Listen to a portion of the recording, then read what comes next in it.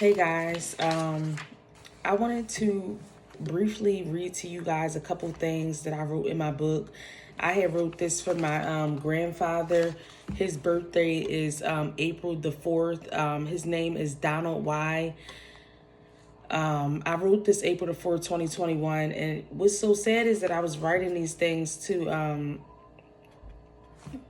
my grandfather, and basically I wasn't able to live up to the things that I was writing in my books because I was letting negative people come around and inspect my space and my mind because their thoughts were just consuming me. All right, so but as in my book Aura Elevation, I told you guys that I would never neglect you guys. That's why all the people who have done me wrong in any way, shape, or form, I still gave you my YouTube channel, my handle.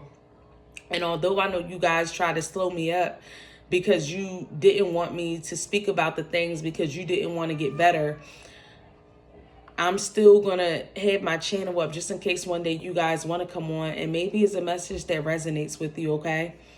So I said, what happens when your past resurfaces? I'm speaking traumas that occurred in the past in which you bypassed or moved on from without properly compartmentalizing your feelings. But you constantly think about the situations. They continue to replay in your subconscious mind.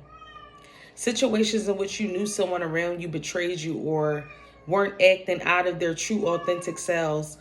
These encounters we had with others can now hinder and deter us from moving on to our higher selves and solid partnerships because we fear being betrayed or pushed back into hermit mode, soul searching, self-reflecting, and delaying our soul's mission. This is the time to release harsh judgments that you made upon others and yourselves that you knew had integrity, and we disregarded them as if they were nothing. This is the season that you admit all your wrongdoings and make them right within yourself and for others.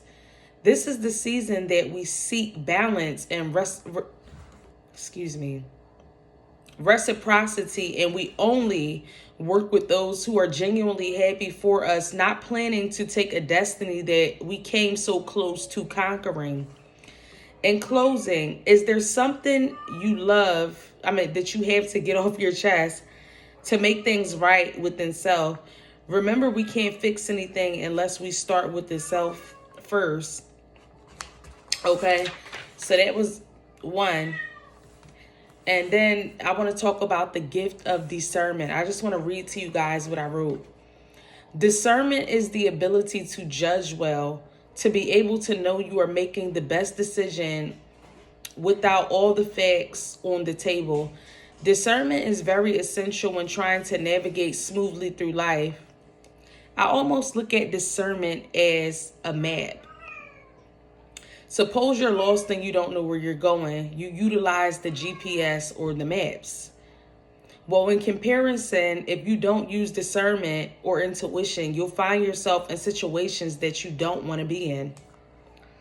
Although I always had my own mind, there was people who I've encountered that were friends, and if I didn't do the things that they like to do, they wanted me to feel like an outcast, okay?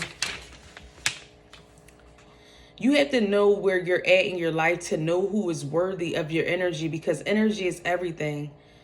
We can't surround ourselves with people who don't have anything to lose, because they will help you lose everything you work for. This is the season to surround yourself with like-minded individuals who want to learn and grow, not deflect and project.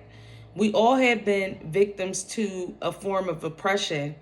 We can't let these things hinder us from growing, because in actuality, your circle reflects who you are.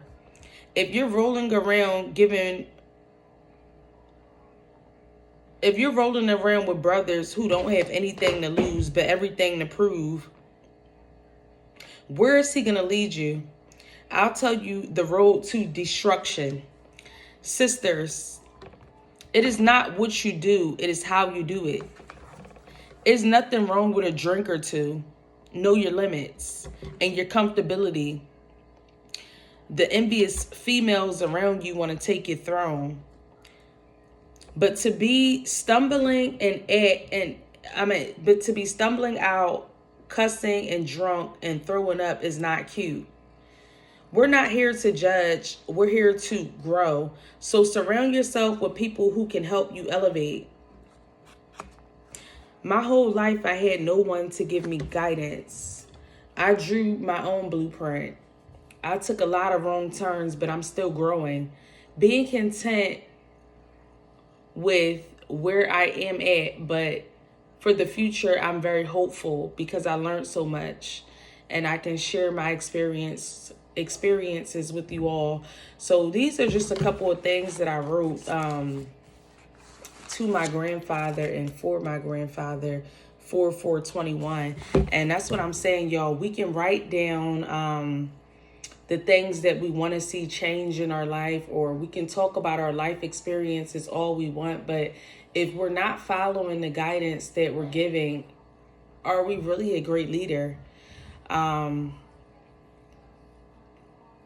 If we get upset because one is not following our path to life, do we really feel comfortable stripping one of their free will?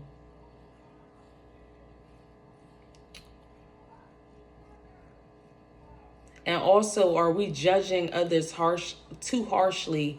Because sometimes we can look at ourselves where we're at in life, and somebody could come around and they'll make a mistake, a slip up, or they may do things a little bit differently. Can you think about a time when you were in that person's shoes? Is there's some information that you can give that person, or will you entice that person's behavior to have them embarrass themselves? We just got to look at the people who are leading us, and we got to look at the people who are following us as well, because it's too many times where we get in situations or we're around certain people, and a lot of people are content with us not growing, us not changing, so they constantly try to put us in cycles, and not try, but it's like triggers, name calling, just ignorance. And they want you to revert back to their levels. And it's fine to get down and dirty to somebody's level, but at the end of the day, where does it really get us? So, guys, in closing, I would just say, draw your boundaries up towards people. That's why y'all see me get on here in any form of emotion that I'm feeling, and people probably would think it's manipulation. I always did want to be an actress, but that's the sad part, because people could think that you're faking, and it's crazy because you scratched me, man. Learn how to use your gifts. That's what I'm going to say in closing. Learn how to use your gifts, because in serious situations, people could think that we're manipulating, especially in the spiritual world, depending on how gifted you are. People could think that you're manipulating to get things that you want, when you really could be crying out for help. All right. So I'm just going to leave that there. I just wanted to share that with you guys. It's nice to just open up your books and just like look at the things that you wrote, and to see where you are, to check certain things off, like, wow, I did this or I did that. I said I was going to do this and I did that. So it's just cool. This is just a book that I bought in 2021, and I just been doing a lot of writing in it.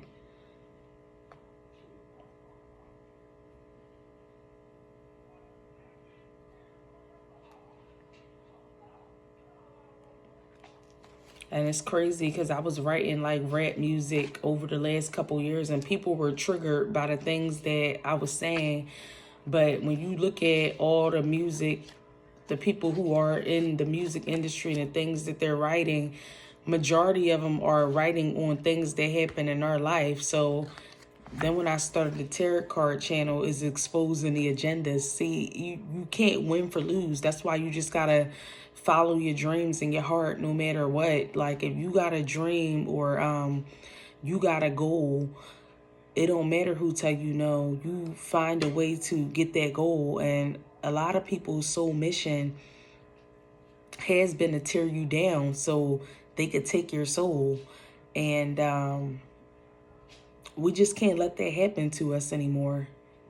And how we don't let that happen to us anymore is that we start speaking on the truth. And as we see the truth, as the truth exposes, they got no way but to reveal themselves.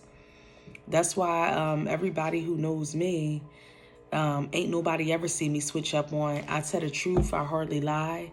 I curse sometimes, I don't. I'm real, I'm authentic, and I'm raw. And, you know, a lot of people don't like that because they've been accustomed to fake things that are not real. That's why we got people out here telling other people's stories. So it's like 1,000 yous walking around and you never tell your story. It's a problem for you to tell your story because you're the authentic person to tell the story. So I'm going to go ahead and leave it right there, you guys. Somebody out there need to write and journal because like myself, we've exposed ourselves to the wrong people, and the things that we've exposed ourselves about got into the wrong hands. The people that we've been around have been forced into our life, and this is the time where you really reflect and you say, is this person for me or are they not? Do they help me reach my higher self or do they help me descend? You know, does this person stimulate me mentally? Did they help me change or grow in any way, shape, or form? I'm going to go ahead and leave it right there, you guys. Somebody out there needs to journal and channel.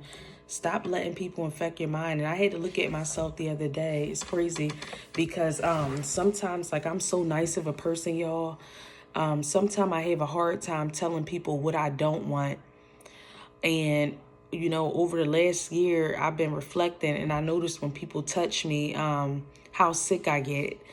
And it hurts me so bad to tell friends who I've been hugging for years that please don't touch me. You hug all of these people, and you know that's like my energy going on them, their energy coming on me. It depends on your sensory level. That's why we gotta get in tune with our own bodies and learn how we operate, because this person can hug you and they hug the next person, and now your energies are meshed and you'll be trying to figure out whose energy is what. And, you know, that's what causes the illusions, the Seven of Cups, the confusion. So really get in tune with what you like and get in tune with your body, your senses, and that's going to help you elevate and stimulate. Not watching another person and projecting and worrying about what they're doing. And that's how all this drama started this year, is by people touching me. And I read them to a T. And that's why they started plotting on me. And all you had to do was just not put your hands on me. And that's to anybody out there. I keep telling everybody, do not touch me. Don't touch me. And it's not ignorance and it's not being mean. It's just setting boundaries, because I finally learned how my body works and what can trigger me.